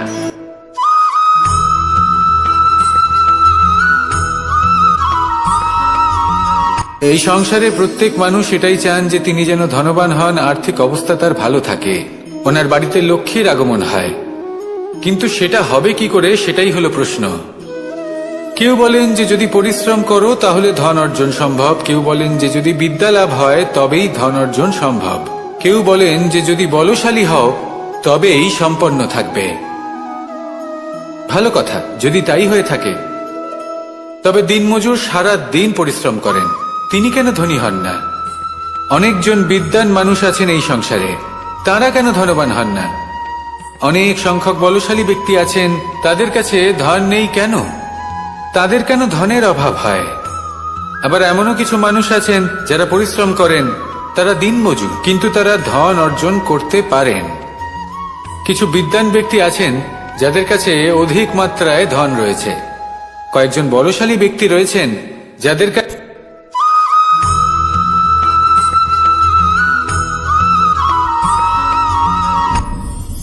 আপনি কি কখনো কোনো জলের ধারা দেখেছেন? তার সামনে যতই মাটি থাকুক না কেন, যতই কাদা থাকুক না কেন, যখন এই জলের ধারা বইতে আরম্ভ করে দেয় তাহলে নিজের মনে, নিজের ভাবনার, নিজের জীবনের যত অনাবশ্যক তত্ত্ব আছে, অনুপযোগী অংশ রয়েছে, অর্থাৎ অপরিষ্কার অংশ রয়েছে, তা নিজে থেকেই নির্মল হয়ে উঠবে।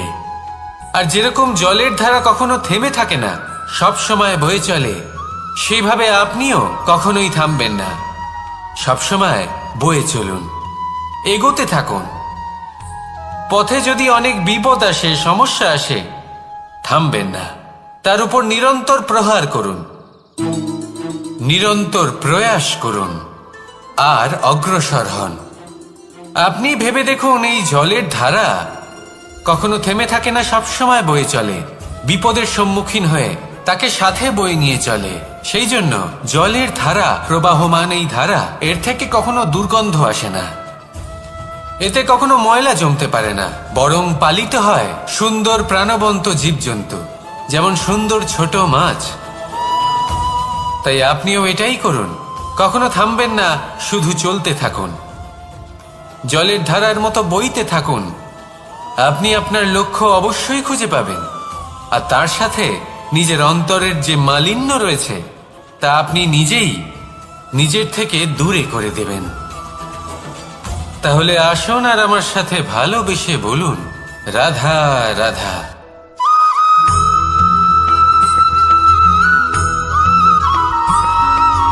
ফিরে আসছিলেন এবং তাদের ফেরার পথে হঠাৎ করে কোথাও থেকে একটি বাছুর চলে এলো। এই দুই বোন ভয়ভীত হয়ে গেলেন, আর তাদের হাত থেকে সেই আটা পড়ে গেল, মাটিতে মিশে গেল। এবার এই পুরো ঘটনাক্রমে যদি কারোর বিন্দুমাত্র লাভ হয়ে থাকে, বিন্দুমাত্র আনন্দ পেয়ে থাকে, তাহলে সে কে? সেই ছোট বোন, যিনি মাঝে মাঝেই গমের দানা তুলছিলেন এবং খাচ্ছিলেন। কিছুটা হলেও উনি আনন্দ লাভ করেছিলেন। এবার এরকমই হলো আমাদের জীবনে ভক্তি এবং ভালোবাসা সংক্রান্ত বিষয়। মানুষ নিজের জীবনের দৈনিক কাজে এতটাই ব্যস্ত হয়ে পড়েন, প্রত্যেক দিন শুধু কাজ কাজ কাজ কাজ করতে থাকেন, আর তাতে ভক্তি এবং ভালোবাসার জন্য সময় বার করতেই পারেন না। দেখুন, জীবনে ভক্তি আর প্রেমের এই যে ছোট ছোট মুহূর্ত আছে, এগুলো যদি আপনি যাপন করতে পারেন, তাহলে তাতেই আপনি তৃপ্তি লাভ করবেন। বাকি সবই আপনার ব্যর্থ বলেই মনে হবে।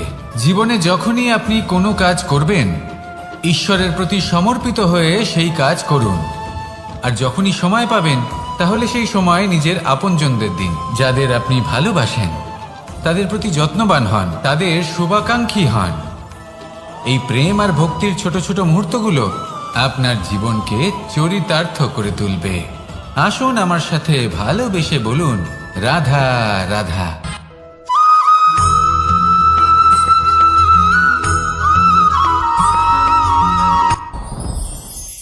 সাথী। সাথী এই শব্দটির ব্যাখ্যা কে কিভাবে করে? মিত্র, সখা, বন্ধু। কিন্তু অর্থ একটাই, তিনি যিনি আপনার সঙ্গী হন, আর তিনি যার সাথী আপনি হন।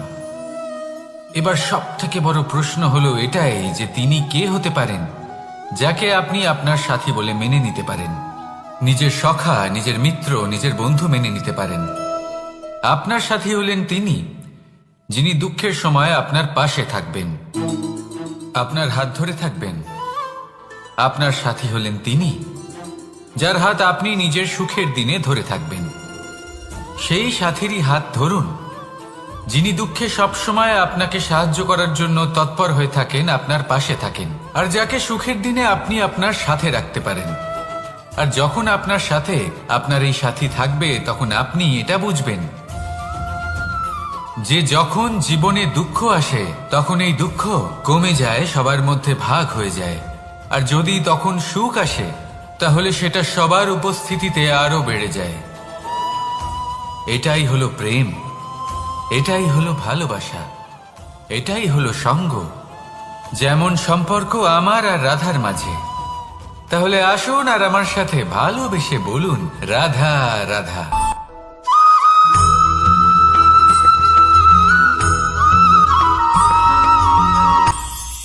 এটা হলো ধান গাছ। এর থেকে যে চাল উৎপন্ন হয় তা মানুষ গ্রহণ করেন। আর এটা কি? এ হলো জংলি ঘাস। একবার ভেবে দেখুন, যদি এই জংলি ঘাস ধান গাছের আশেপাশে থাকে তাহলে কি হবে? ধান উৎপন্ন হতে পারবে, তা উৎকৃষ্ট হতে পারবে, আমরা কি তা গ্রহণ করতে পারবো? কখনোই নয়। এই জংলি ঘাস ধানকে নষ্ট করে দেবে, কিন্তু নিজে জীবিত থাকবে। এটাই হলো আজকের শিক্ষা। এই সংসারে যদি আপনি নীতির পথে চলতে চান, উচিত কর্ম করতে চান, সংসারকে সেবা করতে চান, তাহলে জংলি ঘাসের মতো ব্যক্তিদের থেকে সবসময় দূরে থাকতে হবে। সেই ব্যক্তি যারা দুর্নীতি এবং মিথ্যা দ্বারা পরিপূর্ণ, যাদের ব্যবহার অশুভ, যাদের অনেক অশুভ গুণ রয়েছে, তারা সঠিক নয়। সেই সকল ব্যক্তি যাদের চরিত্র অত্যন্ত দুষ্ট হয়, তারা হয় শুভ চরিত্রের ব্যক্তিকে একদম নষ্ট করে দেয়, নয় নিজের মতো বানিয়ে তোলে। তাই যদি আপনি নীতির পথে চলতে চান, এই সংসারের জন্য শুভ কর্ম করতে চান, তাহলে সেই সঙ্গ লাভ করুন যে সঙ্গ জ্ঞানে পরিপূর্ণ, যাদের মধ্যে অনেক গুণ আছে, যাদের থেকে প্রতিদিন কিছু শিখতে পারবেন। এমন ব্যক্তির সাথে জীবন অতিবাহিত করুন, দুরাচারীদের থেকে দূরে থাকুন। তবেই এই মন প্রসন্ন হয়ে বলবে, রাধা রাধা।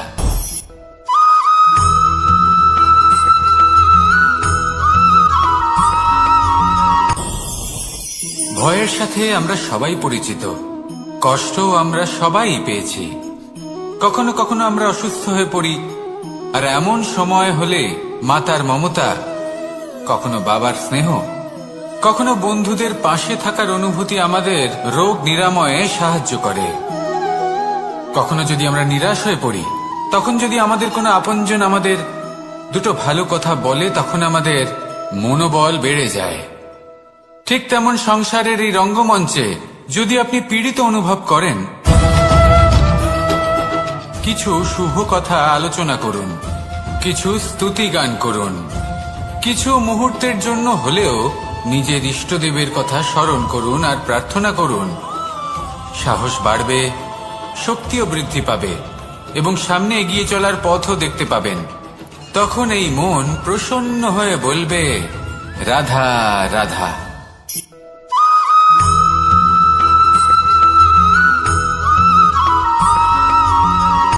জীবন কিসের উপর নির্ভরশীল?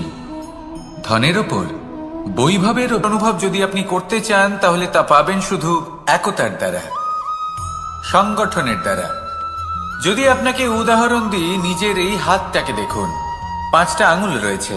কোনো একটা বস্তুকে নিজের একটা আঙুল দ্বারা তুলে ধরার চেষ্টা করে দেখুন, বড়ই কষ্ট হবে। তখন আপনি বুঝতে পারবেন, যখন এই 5টি আঙুল একত্রিত হয়, তখন কোনো কাজ কতটা সহজ হতে পারে। এটাই হলো শক্তি, একতার। সব থেকে ভালো উদাহরণ যদি আপনাকে দিই, তাহলে বাঁশি। এই বাঁশি থেকে অত্যন্ত মধুর সুর নির্গত হয়, যা সবার মন প্রসন্ন করে দেয়। এই কথা সত্যি। কিন্তু এই বাঁশি আমি একটা বা দুটো আঙুল দিয়ে বাজাতে পারবো না, আমাকে প্রত্যেকটা আঙুল ব্যবহার করতেই হবে। তবেই এর থেকে মধুর সুর নির্গত হবে, যা সকলকে প্রসন্ন করবে। ঠিক কিনা? ঠিক এইভাবেই যদি আপনি চান যে আপনার জীবনরূপী বাঁশি থেকেও মধুর সুর নির্গত হোক বা সবার মনকে প্রসন্ন করে তুলুক, তাহলে আপনাকেও জীবনে একতা নিয়ে আসতেই হবে। আপনি একাও কর্ম করতে পারেন, পথ চলতেও পারেন, সামনেও এগোতে পারেন, সাফল্যও লাভ করতে পারেন। কিন্তু যখন সকলে একসাথে এগোবেন, সেই পথে চলবেন, সেই কর্মই করবেন, তখন লক্ষ্যে অবশ্যই পৌঁছবেন, সাফল্য অবশ্যই লাভ করবেন। কিন্তু সেই সাফল্য এবং তার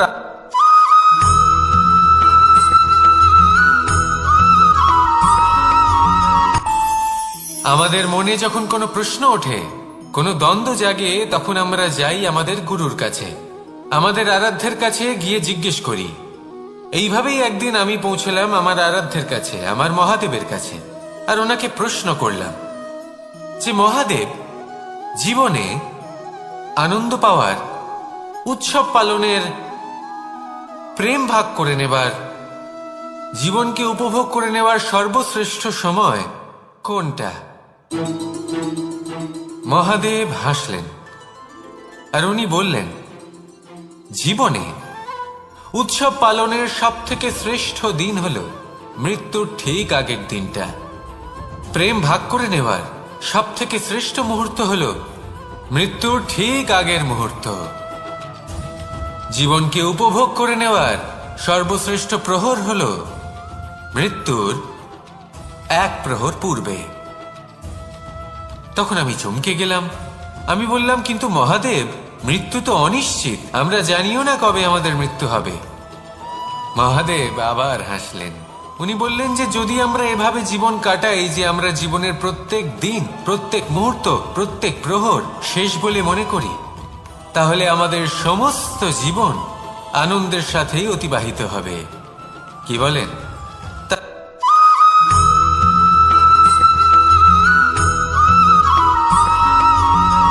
মানুষের মানসিকতা এমন হয় যে সে যতটা করে আশা করে যে তার থেকে অনেক বেশি তার বদলে সে পাবে। দেখুন, সবকিছুই আপনার ভাবনা চিন্তার উপর নির্ভর করছে। আপনি যদি ফলের বিষয়ে ভেবে কর্ম করতে থাকেন তাহলে সেটা অনুচিত। জীবনের আসল আনন্দ হলো নিজের কর্ম করতে থাকা, ফলের চিন্তা করা উচিত নয়। যদি আপনি এরকম ভাবেন যে আমি এতটা করছি, আমার এতটা পাওয়া উচিত, সেই ভাবনা অনুচিত।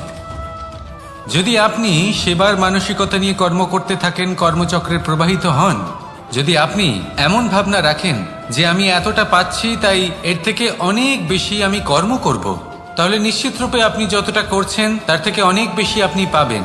আপনার আশার থেকে অনেক বেশি আপনি পাবেন। শুধু জীবনে অনেক বেশি কাজ করতে থাকুন, ফলের চিন্তা করবেন না। আর মনে রাখবেন, এই ভাবনাই সব থেকে বড় বীজ। কর্মের উপর বিশ্বাস রাখুন। জীবনে যা যা আপনি চান সবই সুখময় হবে। আসুন আর আমার সাথে ভালোবেসে বলুন, রাধা রাধা।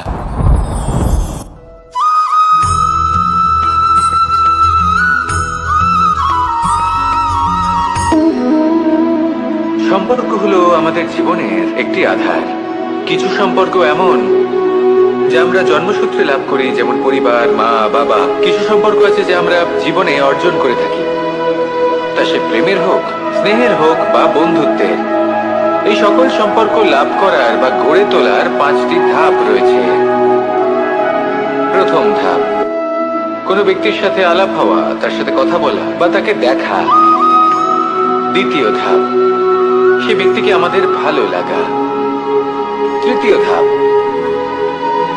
আমাদের এটা চাইতে শুরু করা যে জীবনে এই ব্যক্তি যেন আমাদের বন্ধু হন, আমাদের জীবনে থাকেন, বা আমাদের কাউকে ভালোবেসে ফেলা। আর এটা আমাদের ভাবা বা চাওয়া যে সেই ব্যক্তি যেন আজীবন আমার সাথে থাকেন, আমার জীবনে আমার সাথী হয়ে। চতুর্থ ধাপ, লাভ করা। এবার এই ধাপটি অনেক মানুষের পক্ষেই খুবই সরল হয়, বড়ই সরল ভাবে নিজেদের সঙ্গীকে লাভ করে থাকেন। কিছু মানুষের জন্য এই ধাপ অত্যন্ত কঠিন হয়ে থাকে। অনেক প্রতিকূল পরিস্থিতির উপর জয়লাভ করে তারা সঙ্গীকে লাভ করেন, কিন্তু লাভ অবশ্যই করেন। এরপরে আসে পঞ্চম, অন্তিম এবং সব থেকে গুরুত্বপূর্ণ ধাপ। সেটা হলো সেই সম্পর্ক পালন করা। এটা হলো এমন এক বিষয় যা প্রত্যেক মানুষের শেখা উচিত।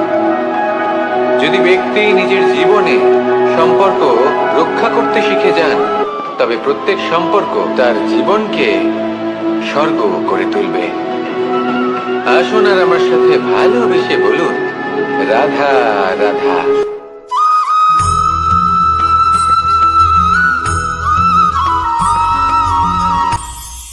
এটা হলো ধান গাছ। এর থেকে যে চাল উৎপন্ন হয় তা মানুষ গ্রহণ করেন। আর এটা কি? এ হলো জংলি ঘাস। একবার ভেবে দেখুন, যদি এই জংলি ঘাস ধান গাছের আশেপাশে থাকে তাহলে কি হবে? ধান উৎপন্ন হতে পারবে? তা উৎকৃষ্ট হতে পারবে? আমরা কি তা গ্রহণ করতে পারবো? কখনোই নয়। এই জংলি ঘাস ধানকে নষ্ট করে দেবে, কিন্তু নিজে জীবিত থাকবে। এটাই হলো আজকের শিক্ষা।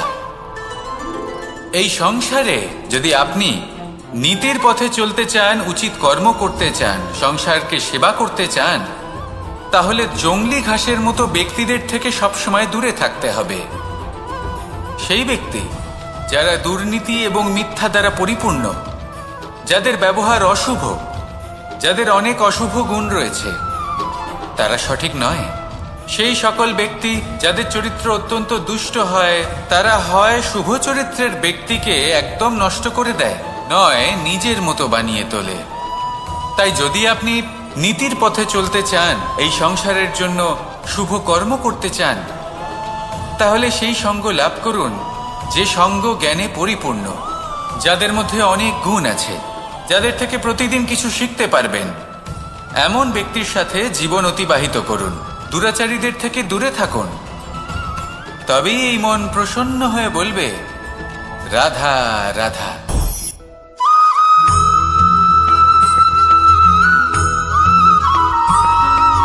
মানুষের একটি সমস্যা আছে যে মানুষ সাফল্যকে মাপতে থাকেন, লক্ষ্যপ্রাপ্তিকে মাপতে থাকেন এবং তার তুলনা করতে থাকেন যে ও এত কিছু পেল আর আমি পেলাম না,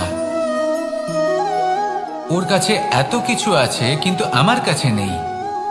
এই তুলনা করার জন্য ওনারা দুঃখী হয়ে পড়েন, নিরাশ হয়ে পড়েন। তাই আমি একটা প্রশ্ন করছি যে এটা কি উচিত? এই সংসারে আপনি কি নিয়ে তুলনা করবেন, যেখানে সূর্যদেব চন্দ্রমা দুজনেই আছেন, দুজনেই হলেন বিশেষ, দুজনেই নিজ নিজ সময়ে উদিত হন।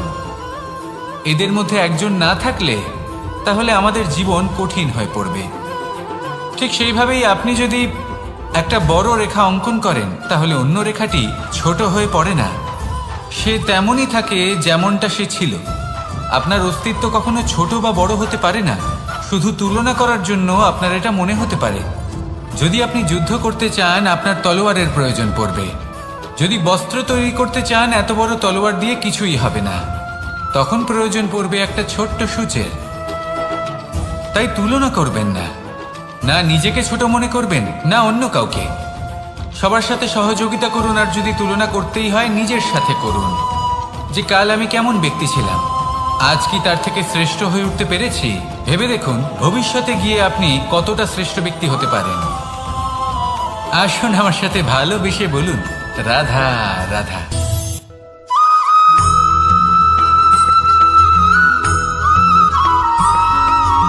ফিরে আসছিলেন এবং তাদের ফেরার পথে হঠাৎ করে কোথাও থেকে একটি বাছুর চলে এলো।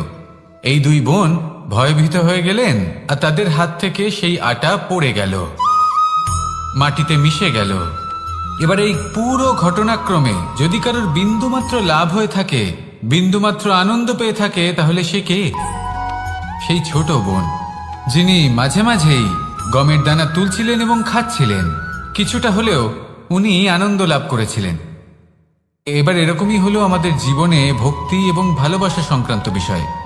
মানুষ নিজের জীবনের দৈনিক কাজে এতটাই ব্যস্ত হয়ে পড়েন, প্রত্যেকদিন শুধু কাজ কাজ কাজ কাজ করতে থাকেন, আর তাতে ভক্তি এবং ভালোবাসার জন্য সময় বার করতেই পারেন না। দেখুন, জীবনে ভক্তি আর প্রেমের এই যে ছোট ছোট মুহূর্ত আছে, এগুলো যদি আপনি যাপন করতে পারেন, তাহলে তাতেই আপনি তৃপ্তি লাভ করবেন। বাকি সবই আপনার ব্যর্থ বলেই মনে হবে। জীবনে যখনই আপনি কোনো কাজ করবেন, ঈশ্বরের প্রতি সমর্পিত হয়ে সেই কাজ করুন। আর যখনই সময় পাবেন, তাহলে সেই সময় নিজের আপনজনদের দিন, যাদের আপনি ভালোবাসেন, তাদের প্রতি যত্নবান হন, তাদের শুভাকাঙ্ক্ষী হন। এই প্রেম আর ভক্তির ছোট ছোট মুহূর্তগুলো আপনার জীবনকে চরিতার্থ করে তুলবে। আসুন আমার সাথে ভালোবেসে বলুন, রাধা রাধা।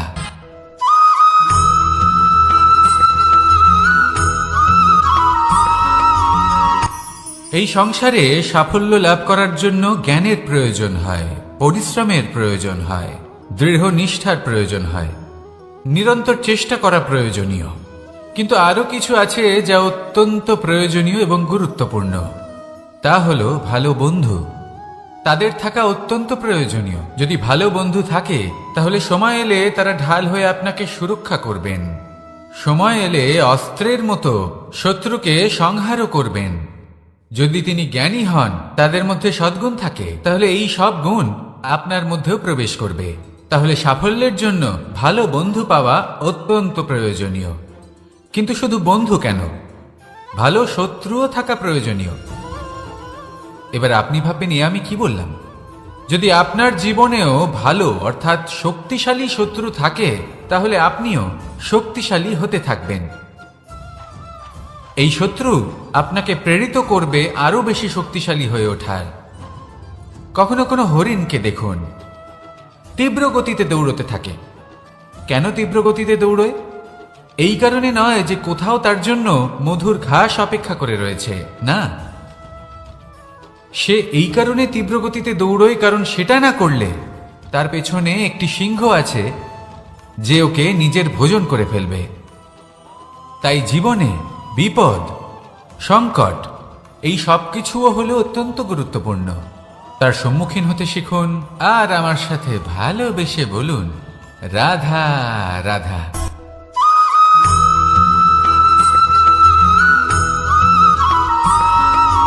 জীবনে অগ্রসর হওয়ার জন্য আমাদের কাকে প্রয়োজন হয়? মাতা পিতা, বন্ধু, প্রেম, সাহায্য, অর্থ, পরিশ্রম, আশা। ভিন্ন ভিন্ন মানুষ ভিন্ন ভিন্ন বিকল্প চয়ন করে। যদি আমি আপনাকে বলি তাহলে জয় আর পরাজয়ের মন্ত্র দুটো শব্দের উপর নির্ভর করে, মেনে নেওয়া আর দৃঢ় হওয়া। যদি মেনে নেন তাহলে হেরে যাবেন, যদি দৃঢ় হন তাহলে নিশ্চিত রূপে জয়ী হবেন। যদি কখনো আপনি ক্লান্ত হয়ে ওঠেন, আপনি দুঃখী হন, পুরোপুরি ভেঙে পড়েছেন, তখন মেনে নেবেন না যে আপনি ভেঙে পড়েছেন, নয়তো হেরে যাবেন। তখন উল্টে স্থির করবেন যে যাই হয়ে যাক না কেন আমি জয়ী হবই। আর আপনি দেখবেন যে জয় নিশ্চিত রূপে আপনার কাছেই আসবে। তাহলে এই কথা মনে রাখবেন আর আমার সাথে ভালোবেসে বলবেন, রাধা রাধা।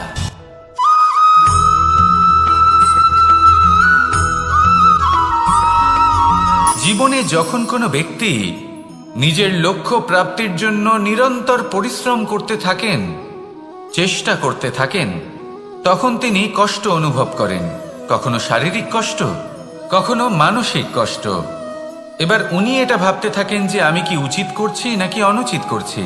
কারণ অন্যদিকে এমন একজন ব্যক্তিও আছেন যিনি একদমই পরিশ্রম চেষ্টা করছেন না। তিনি মদিরা পান করেন, বিলাসিতায় জীবন কাটান, অলস প্রকৃতির হয়ে ওঠেন, নিদ্রাতে বিলীন হয়ে থাকেন আর ভাবেন যে তিনি সুখ লাভ করছেন। কিন্তু এরকম কেন হয়?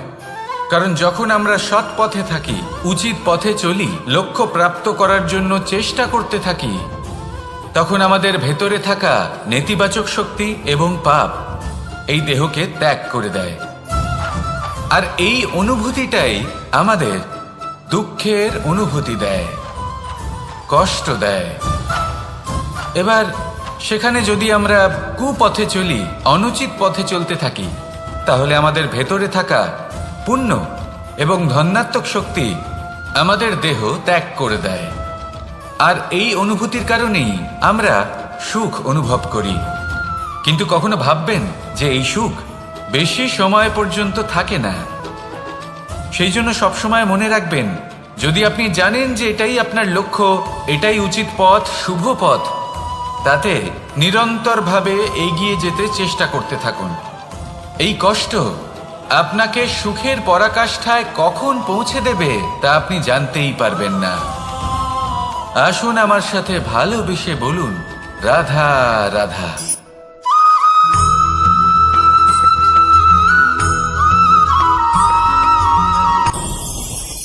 ভয়ের সাথে আমরা সবাই পরিচিত, কষ্টও আমরা সবাই পেয়েছি।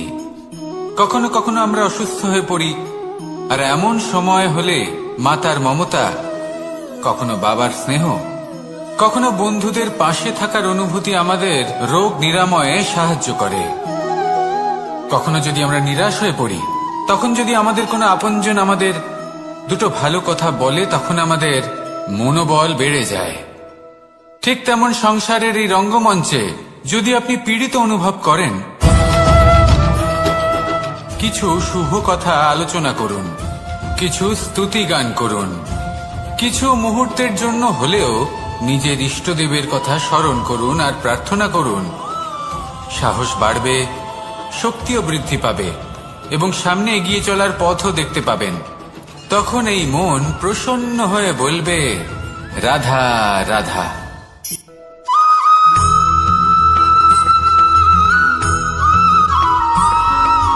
প্রত্যেক মানুষ নিজের জীবনে হীরক তথা হীরে এবং দর্পণ এই দুই দেখেছেন।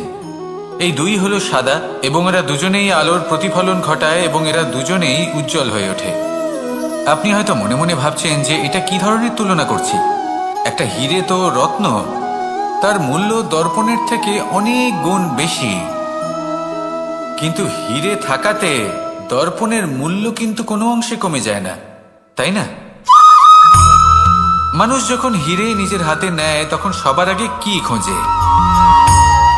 দর্পণ, যাতে তার মধ্যে দিয়ে দেখে সে বুঝতে পারে যে সেই হীরে আদৌ তার শোভাবর্ধন করছে কিনা, তাকে ভালো দেখাচ্ছে কিনা, প্রসাধনের জন্য সেটা ব্যবহার করা ঠিক হবে কিনা। অর্থাৎ হীরের উপস্থিতিতে দর্পণের গুরুত্ব কম হলো না, দর্পণের কারণে হীরের মূল্য বোঝা গেল। আমাদের জীবনেও ঠিক এরকমই ঘটে। আপনারা যদি সংসারে নিজের আশেপাশে দেখেন, এমন অনেক মানুষ দেখতে পাবেন যারা নিজেদের ক্ষেত্রে মহান স্থানে পৌঁছেছেন, নিপুণ এবং শ্রেষ্ঠ হয়েছেন। আর তাদের মধ্যে আপনার নিজের মনে হয় যেন আপনি হলেন দর্পণ। নিজেকে ছোট মনে করবেন না। আপনার মূল্য কম হচ্ছে না, আপনার নিজস্ব মূল্য আছে। আর যদি আপনার অস্তিত্ব না থাকে তাহলে ওনাদের অস্তিত্বের মূল্য সংসার বুঝতেই পারবে না। জীবনে সবসময় চেষ্টা করবেন যাতে আপনি আরো বেশি শ্রেষ্ঠ হয়ে উঠতে পারেন। আপনি নিজে যে স্থানে আছেন সেটাকে ছোট মনে করবেন না, তারও নিজস্ব একটা মূল্য আছে। যদি আপনি হীরে হয়ে থাকেন তাহলে অহংকার করবেন না, যদি আপনি দর্পণ হয়ে থাকেন তাহলে নিজেকে ছোট মনে করবেন না। আসুন আর আমার সাথে ভালোবেসে বলুন, রাধা রাধা।